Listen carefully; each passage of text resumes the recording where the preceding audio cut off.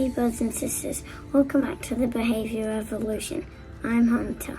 Our story of redemption starts in the Garden of Eden, where mankind lived in peace and perfection. Then the devil came and tricked them, so for around 4,000 years from Adam, right until Yahusha, the second Adam, a blood sacrifice was introduced to the mindset of mankind as atonement for sin, and sin is disobedience to Yahuwah's instruction of how to live. The devil introduced sin to Eve by lying to her, which confused her into wrong behavior, and he did the same to Adam as well. And this is where Yahuwah introduced a slaughtered animal as a blood sacrifice to atone for their disobedience, but they still had sin in their body which passed into their children. This sin was carried in the very fabric of mankind, right up to the time of Noah, where the world was so full of violence that mankind had to be destroyed. Then, even after the global flood, sin became dominant again through Nimrod and his wife. Then Yahuwah told Abraham to leave Babylon because he was going to destroy that city. Abraham's belief was tested to see if he would sacrifice his only son as an offering or not. And Abraham was obedient and was stopped by Yahuwah just as he was about to plunge the knife in. And the place where Abraham did this is right where Jerusalem stands even today.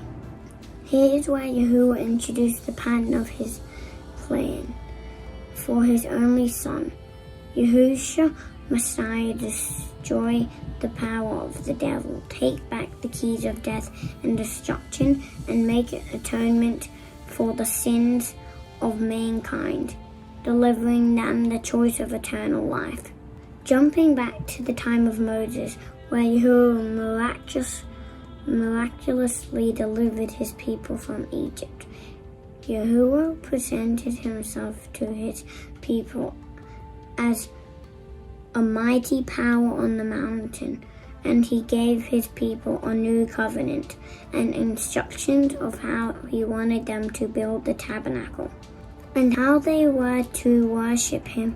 So when the tabernacle was completed and the animals' sacrifices were offered for the blood atonement, the tabernacle was cleansed and Yahuwah could dwell amongst his people.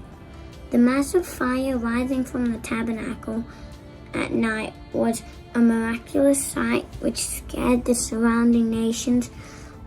Watching, they knew that Yahuwah had devastated Egypt, which they did not want to experience. They could see his presence in the fire at night and the cloud during the day. And these nations knew that their false idols did not manifest with such power. Don't forget, this went on for 40 years. What a marvelous and miraculous experience.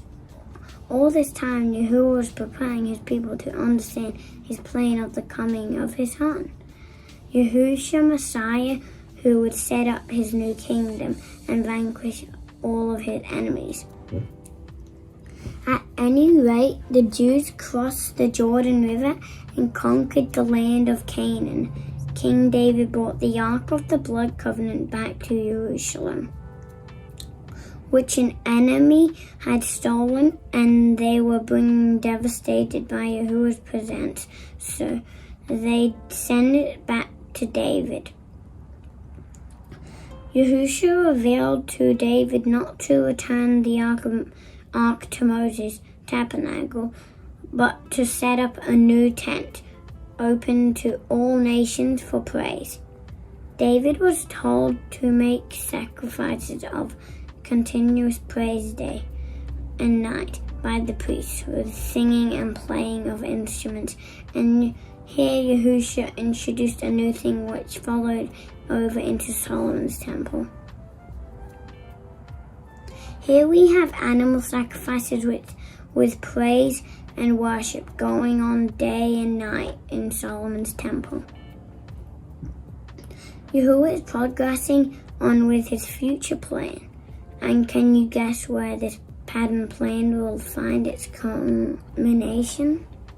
Sadly, Solomon gave into idolatry and died, and the presence of Yahuwah left the temple, never to return again. The ark was lost, and Yahuwah would only speak to his people through the prophets now, announcing the coming of Messiah to rule this world. Then Yahusha came 400 years after Solomon with a brand new blood covenant. Yahusha fulfilled the shadow teaching of the tabernacle and the feast as prophesied. And he said, all these shadows will now be culminated in what I will plan in your body through a divine operation. Yahusha said, your body is now the temple where I will dwell. Yahusha said he would give us a new spirit, a new heart, and would wash us clean from the sin with his own blood. He would write his words and instructions on our new circumcised heart. Then he promised he would come into us by his Spirit and dwell with us, opening a divine portal where we can enter boldly to communicate with him. How miraculous is this? This is the final plan of Yahusha, who is Yahuwah, in these last days. This is the good news. We are set free from sin, made clean to able to praise and worship him in spirit and truth, which brings the power of Yahusha.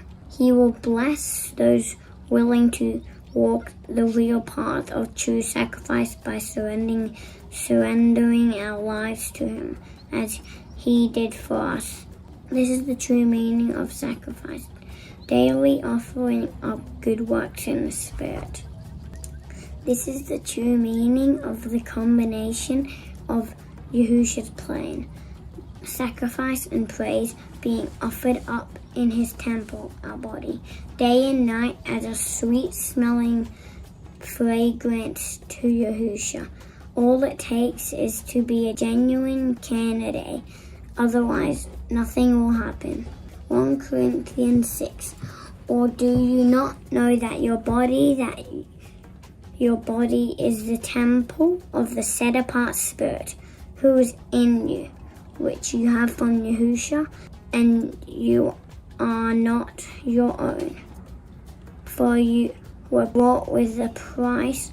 Therefore praise and worship Yahusha in your body and in your new spirit, which are Yahusha. Wow, isn't that amazing, brothers and sisters? I feel so much better now that I've been immersed. I don't feel so angry, because Yahusha's given me the power to say no to the demons and to learn how to behave good. So you should too. I love you all. Bye.